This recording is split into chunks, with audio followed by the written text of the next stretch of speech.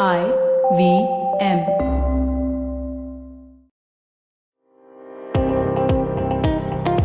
Welcome to All Things Policy, a daily podcast supported by Pragati, a flagship media initiative of the Takshashila Institution.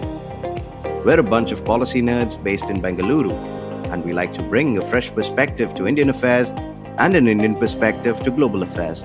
So grab a cup of coffee, sit back, and join us for today's chat.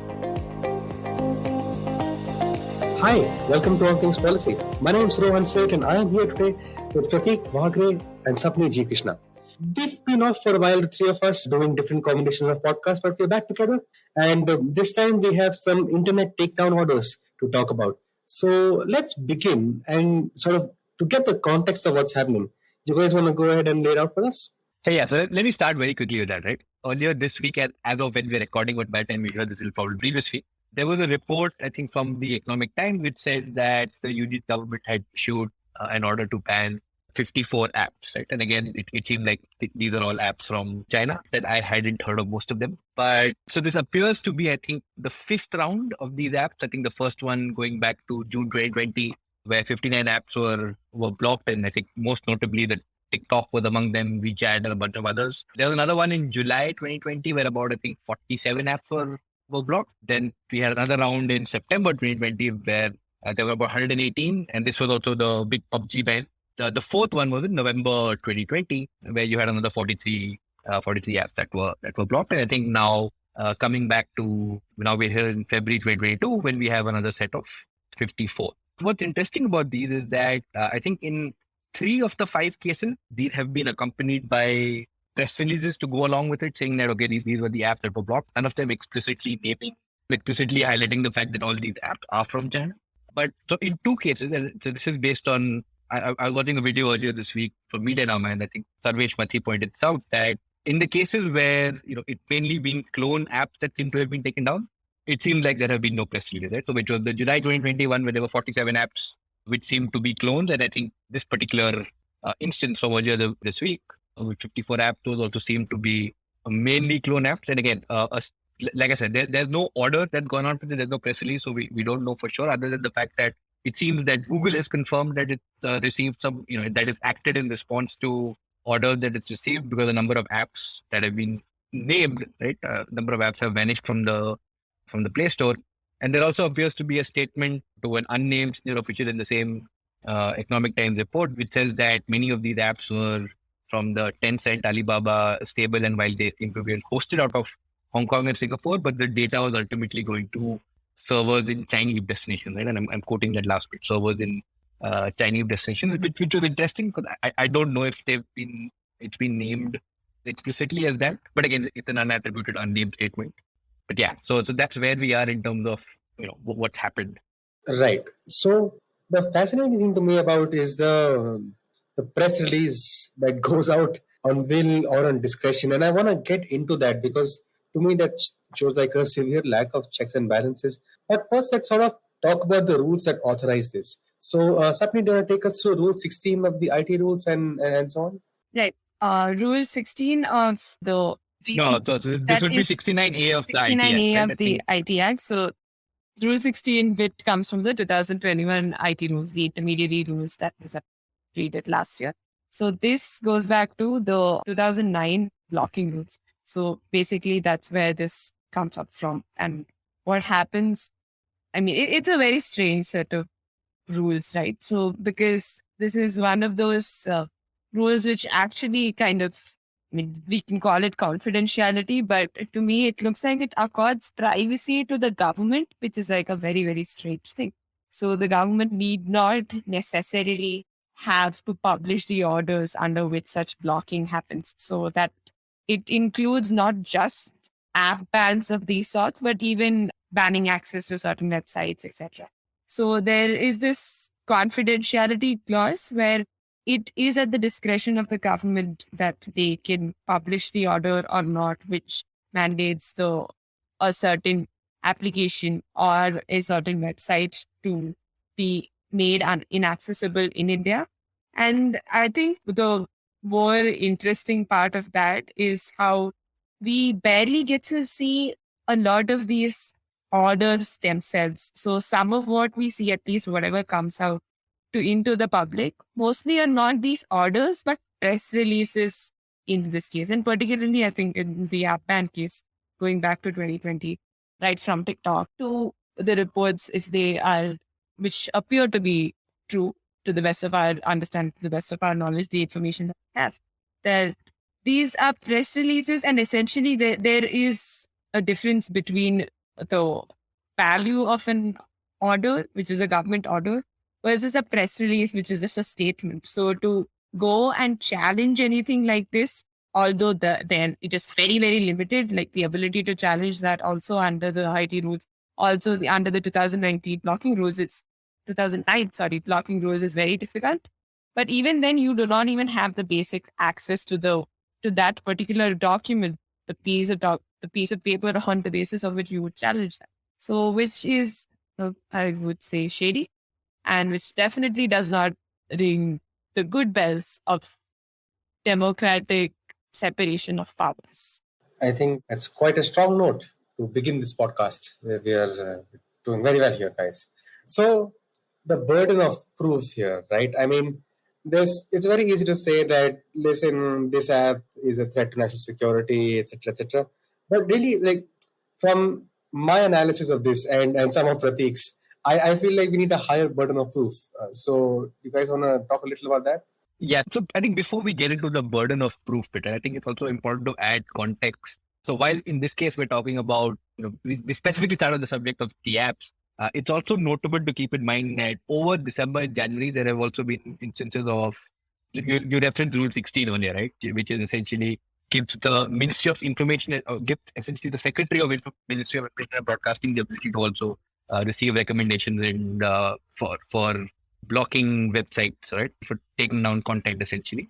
And those have been exercised 2 times now between December and January. Now in December, you had about, I think, just looking up the stats from the press releases, they had about 20 YouTube channels and 2 websites. And there was another instance in January where it was about 35 YouTube channels and 2 websites. And I'll also add that I think shortly after this, there was a Reuters report which referenced the fact that there was a meeting between the Ministry of Information and Broadcasting and a bunch of social media platforms where the ministry was asking them to be more proactive about taking down such content. And I think one chilling revelation that was, I believe, attributed to a Google spokesperson, which said that, Google was okay doing it as long as and just requested that the orders were not made public, right? And that would be like a quote win-win, which was interesting to me because just going back to what Sapni was talking about, the fact that these press releases are, the rules themselves allow for confidentiality.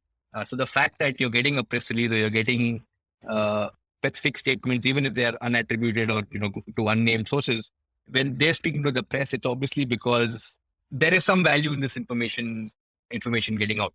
So if there are press releases or their statements coming out, then it's clear that this information is designed to be out, right? So just a slight tangent there on the win-win part of it.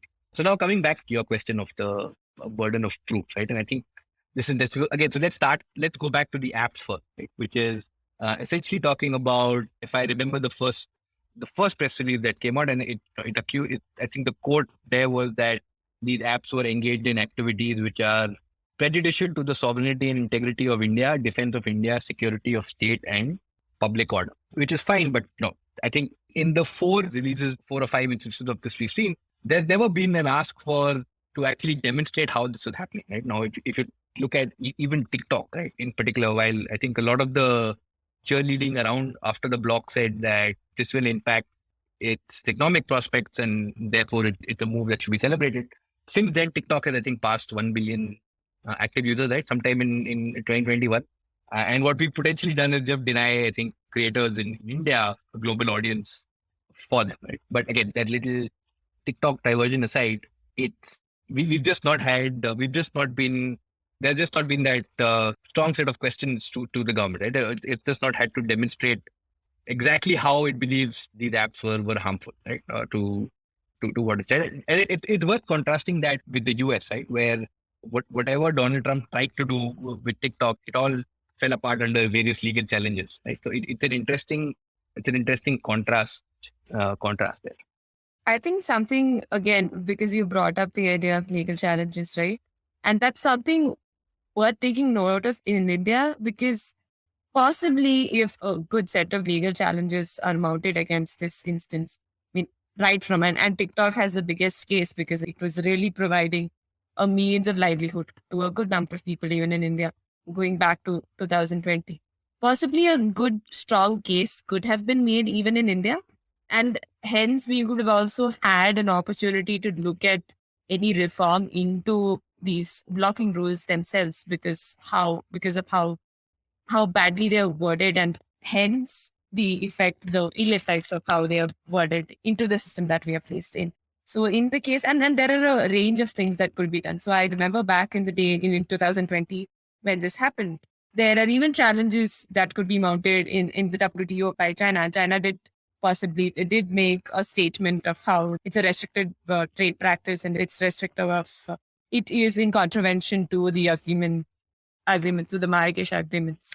So, and I think that sort of the lack of interest in taking that up by TikTok as well as the other apps. So, in the US case, there were cases on the basis of WeChat where Chinese Americans, were using that app to communicate with their families, etc. And those cases could easily be made even in India, I think. I mean, if not for families, but for trade purposes, there are a lot of people who use these apps. So that, I think, is a missed opportunity that we had. And yeah, maybe it's still not very late for a challenge like that to come up.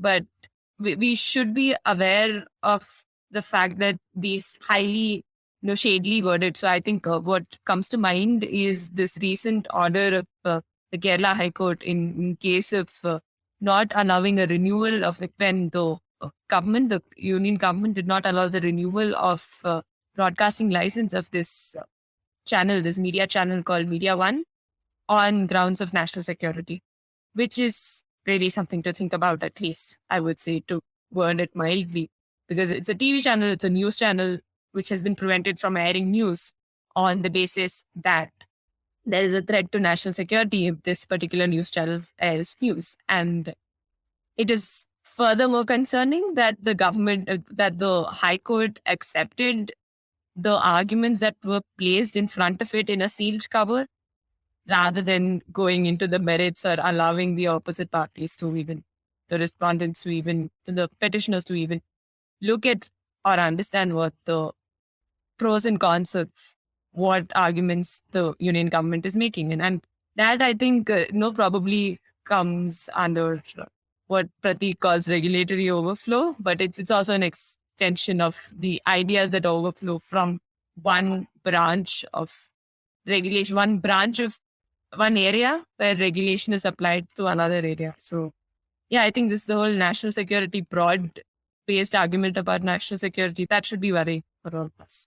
Hey, speaking of regulatory flow, I feel like we've reached a stage of podcast overflow. We'll take a quick commercial break and come back and talk more about tech. Hey everybody, it's been another great week on the IVM Podcast Network. On Storytellers and Storytellers, Vineet talks to music producer Kabir Katpalia. He shares what it was like making music for the film Gerhaiya. On Think Fast, Varun and Suchita are in conversation with Front Row's Ishanpreet Singh. He tells us about all there is to know about the subscription model. On The Wire Talk, Siddharth talks to author Pramod Kapoor about his new book, 1946 Royal Indian Navy Mutiny, The Last War of Independence. On Postcards from Nowhere, Utsav traces the legacy of Sindhis and tells us why crocodiles are important to them. And on Say No to Drama, Chetna deconstructs growing up but not growing apart in a relationship. Do follow us on social media. We're IVM Podcast on Twitter, Facebook, Instagram, and LinkedIn. And remember, if you're enjoying this show or any of our other shows for that matter, please do tell a friend. The word of mouth really helps. Also, don't forget to rate us on whatever platform you're listening to us, and check us out on YouTube. You can check a list of all our channels at ivmpodcast.com/YouTube. And finally, we'd like to thank our sponsors this week, Bank of Baroda and HDFC Life Insurance. Thank you so much for making this possible. Welcome back to All Things Policy. I'm here with Prateek and Sapni. And there's a bunch of stuff that we still haven't been able to get to because it's just so Podcast overflow. Yeah, podcast overflow, and there's so much to analyze. So let's dive right back in and talk about ministries and so on. So Prateek, Sapni, over to you. Yeah. So one more thing. I think I just want to come back to one of the points you're making about burden of proof, right? And specifically on the emergency orders that the Ministry of Information and Broadcasting issued. So along with the press releases, they had included some statistics of the overall impact, right? And I think the January one said something like there were the views associated with this channel. There were about 132 crore views, right? Approximately.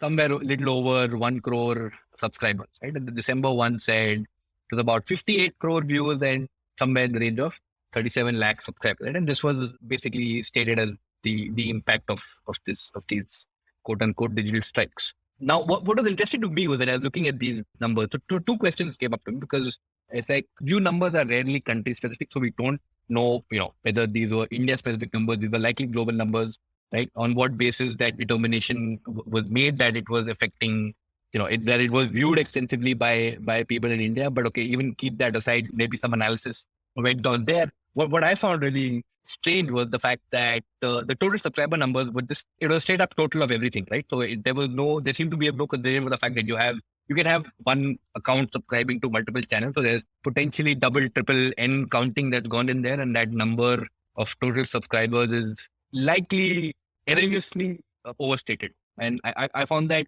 strange in the sense that, look, if you were scrutinizing these orders, these questions would have come up, right?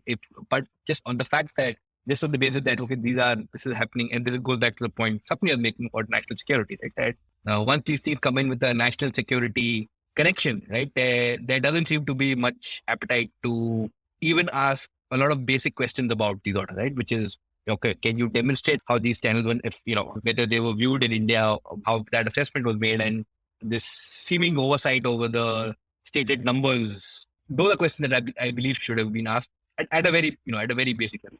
Now going back to your original question about the ministries, and this was interesting in the sense that so Sapni mentioned the 2021 IT rule, right, which had Rule 16 that gave the emergency powers to. I was mentioning it can now go to the Secretary of Ministry of Information and Broadcasting, which seems to be an expansion because if you go back to the 2009 blocking rules, in that case it goes to the Secretary of, then it was I think the Department of IT, now it's METI, right? So there seems to be this expansion of who can exercise these powers, right? And without, I think, adequate oversight, right? It seems to be the two ministries have come to some sort of agreement between them, but ideally they should have gone through some sort of oversight, right?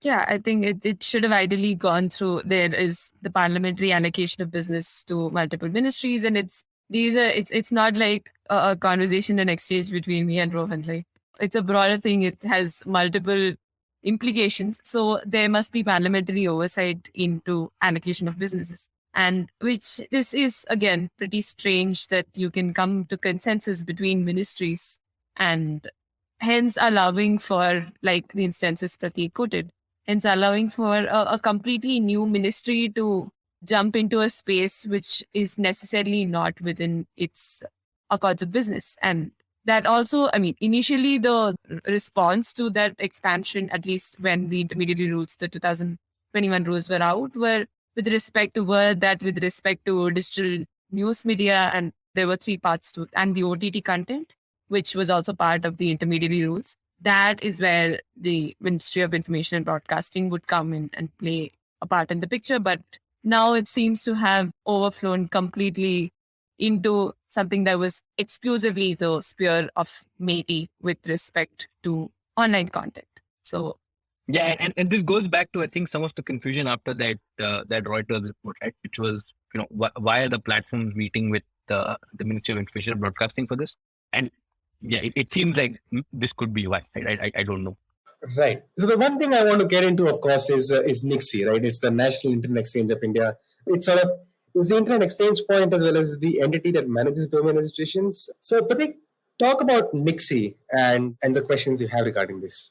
Yeah, and if listeners are wondering why we've suddenly gone to NIXI, I think it sort of ties into the national security angle that Sapni was mentioning earlier, right? Yes. Because back in December, there were these reports, I think, that if I recall correctly, it was, I think, if individuals wanted to register more than 2 country code top level domains, which is like a .in domain, right? Or if it's an organization that wants to register more than 100, it needs an approval from NIXI's CEO, right? And I think there was confusion over why this was required, etc. And and there was recently a post by IFF, right, Internet Freedom Foundation. I think they had filed an RTI, which I think covered about 5 questions about under which legislation was this policy notified, and whether any legal opinion was sought from, I think, the Ministry of Law, any other ministry. And I think then they asked for details of any other meetings that were conducted, who attended them, whether there were any third-party consultations, and essentially for documents related to reports, meeting minutes, etc. So the interesting thing is, I think, I believe in the response. I think just 2 of the 5 questions were actually answered. And I think the response to the second question was this was done in national security. And that's about it, right? As if that shuts down all further questions, right? So I thought that was interesting and sort of just fitting with the theme of what we're talking about, right? Once the national security part is, it seems to be a pretext for shutting down any sort of inquiry into why a certain decision was made. And I think it's a good point to sort of, again, reiterate, and I'm sure most of our listeners would agree that national security cannot be an end-all reason and an end-all justification for everything. And yeah, that should worry us. You never know what else national security will ban in the coming days then. Yeah, I think that's a wonderful note to sort of advance this. But before we end, I'm conscious of the time. And have you guys got any concluding thoughts? Or should we end on that slightly bleak note? Yeah, I'm going to chew on those, that bleak picture that Sapni has painted. Yeah, I think that's the best I can do. If you're looking for a silver lining, we would refer you to this podcast. So thanks, dear listener. Thanks, Prateek, Sapni, for joining in, and have a wonderful day ahead.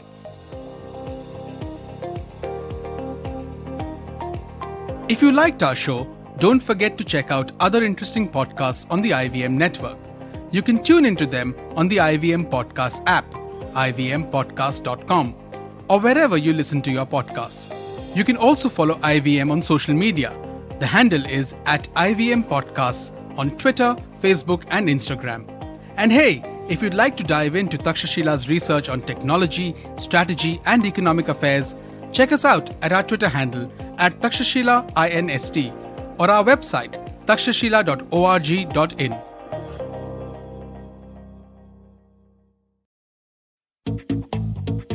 Have you ever wondered where the business world is headed? How the ways in which we create, market, and sell to consumers will evolve? Or if we'll ever go back to wearing pants while working? For answers to all of this and more, tune into Advertising is Dead with me, Varun Dugirala. Every Tuesday, as I talk to entrepreneurs, leaders, and change makers from across business, media, marketing, and beyond. You can catch all episodes of Advertising is Dead on the IVM Podcast website, app, or wherever you get your podcast from. Eventually, you'll see the end of your childhood. Get accustomed to womanhood. Enjoy the experience of sisterhood. Might get to wifehood. Or not. Choose motherhood. Or not. You'll learn to define your personhood. Earn a livelihood. Change the neighborhood. And get rid of the falsehood that life post-academia is easy. So join me, Natasha. And me, Ayushi. On a journey from station starting point. To station, what now? Next station, Pudin station. And hopefully, Agla station, adulthood. Fresh episodes out every Thursday.